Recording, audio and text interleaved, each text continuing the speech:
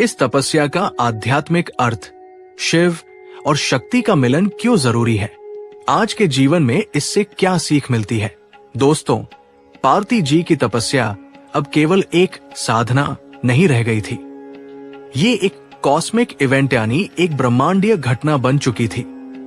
जब एक राजकुमारी, जो शक्ति का साक्षात स्वरूप थी, स्वयं को तप की अग्नि में इस हद तक तपा रही थी, तो उसका प्रभाव पड़ना अनिवार्य था।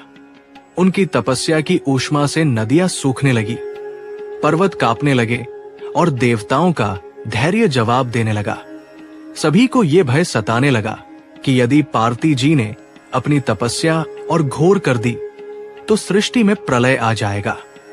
कैलाश पर महादेव, जो युगों से समाधि में लीन थे, उन्होंने अंततः अपनी आंखें खोली।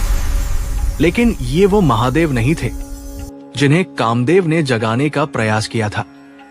ये क्रोध में जागे महादेव नहीं थे। ये वो शिव थे जो अपनी शक्ति की पुकार से जागे थे। वो जानते थे कि पार्वती कौन है। वो जानते थे कि ये मिलन सृष्टि के लिए अनिवार्य है, लेकिन वो ये भी सुनिश्चित करना चाहते थे कि पार्वती का ये निश्चय केवल एक जन्म का मोह या हठ नहीं है, बल्कि ये वो शाश्वत प्रेम है जो हर युग में शिव से मिलने के लिए प्रतिबद्ध है। और इसीलिए महादेव ने अपनी लीला रची। उन्होंने पार्वती की अंतिम और सबसे कठिन परीक्षा लेने का निश्चय किया। महापरीक्षा, पहला परीक्षण, सप्तर्षियों का आगमन।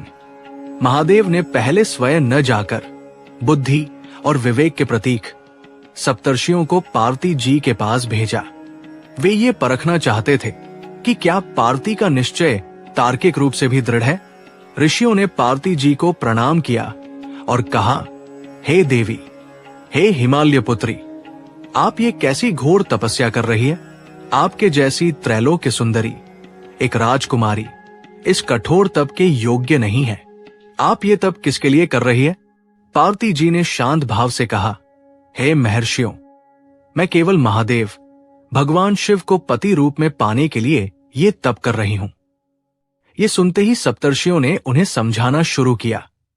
उन्होंने कहा, देवी, आप क्या मांग रही है। वो शिव, वो तो अमंगल है। वो श्मशान का वासी है।